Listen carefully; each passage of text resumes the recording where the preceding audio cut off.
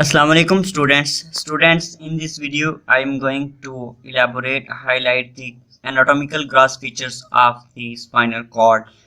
Spinal cord is one of the important content of the vertebral column. It occupies the upper two-thirds of the vertebral canal. First, the extension of the spinal cord. This extension of the spinal cord lies from the cervical region to the lumbar region.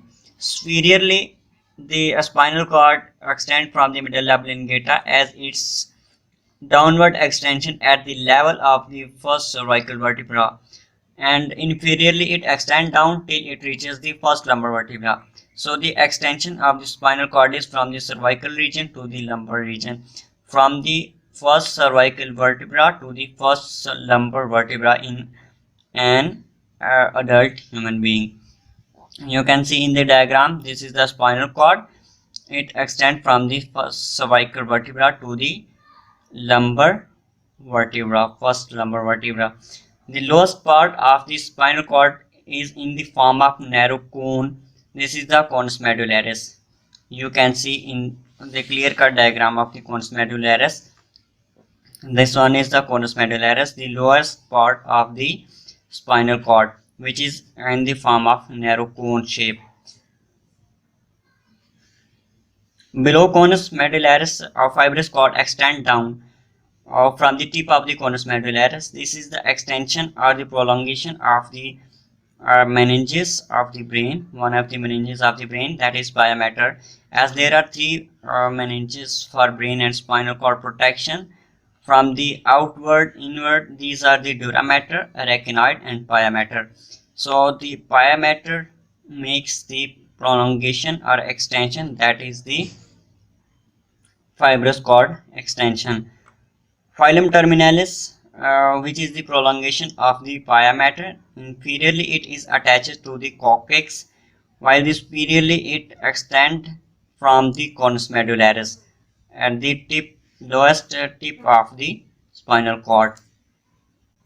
There are some enlargements or areas over the spinal cord. These are the cervical enlargement and the lumbar enlargement. As the spinal cord gives out spinal nerves, so at least 31 pairs of the spinal nerves arise from the different segments of the spinal cord. So these segments of the spinal cord that give rise to the neuronal plexus shows fusiform swelling, as in case of the brachial plexus and the lumbosacral plexus. The brachial plexus in the cervical region, while the lumbosacral plexus in the lumbar region.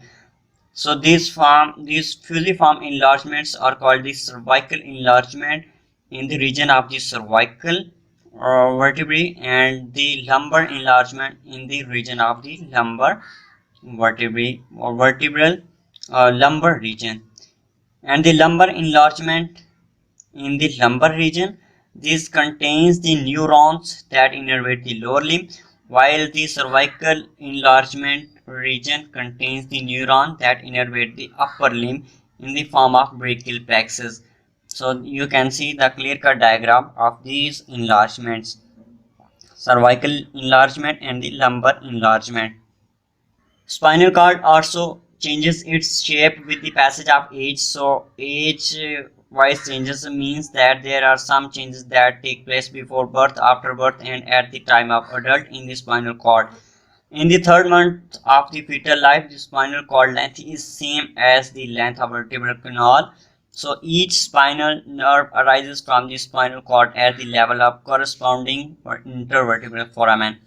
During the subsequent development period after a third month, spinal cord does not grow as much as vertebral column grows or vertebral column develops. At the time of the birth, the lower end of the spinal cord ascends gradually to reach the level of third lumbar vertebra. So at the time of birth, the spinal cord length is decreases as compared to the length of the vertebral canal. But in the adult age, the spinal cord length also further decreases till it reaches the level of first lumbar vertebra at its lower border. So the length of the spinal cord changes with the passage of time. from or before birth to the age of the adult. Chorda equina. Chorda equina. Due to the migration of the spinal cord in adults, the spinal nerves follow an oblique downward course to reach the appropriate intervertebral foramina. This makes the roots longer. That's why the roots in the adults seems to be hanging from lower part of the cord. This appearance is similar to the tail of the horse, so it is called the chorda equina. Now the surface features of the spinal cord you can see in the diagram. Anteriorly there is anterior median fissure in the central median of the spinal cord. This is the cross-sectional view of the transverse cross-sectional view of the spinal cord. In the anterior there is the anterior median fissure, while in the posterior there is the posterior median sulcus. On the lateral side of the posterior median sulcus there is posterolateral sulcus, and on the lateral side of the interior median fissure there is anterior lateral sulcus. The posterolateral sulcus is present on the opposite of the dorsal root, while the anterior lateral sulcus is present on the opposite of the ventral root. Each spinal nerve from the spinal cord arises via two roots, ventral and dorsal root. Each root attached with the spinal cord with the multiple rootlets. Multiple rootlets combine and acquire a tubular prolongation from the covering of the spinal cord. This covering is the meninges. In intervertebral foramen, ventral and dorsal root join to form the spinal nerve. This is the dorsal root and this one is the ventral root. In the intervertebral foramen, the ventral and dorsal root join to form the final spinal nerve. This spinal nerve is mixed nerve in nature because it has motor and sensory component.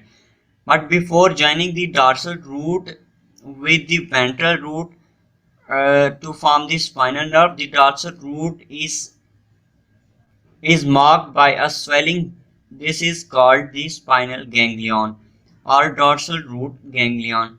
The rootlets of the dorsal roots are the central processes of the neurons present in the dorsal root ganglion. After exiting the intervertebral foramina, each spinal nerve divides into rami, the posterior ramus and the anterior ramus. The anterior ramus is longer while the posterior ramus is shorter.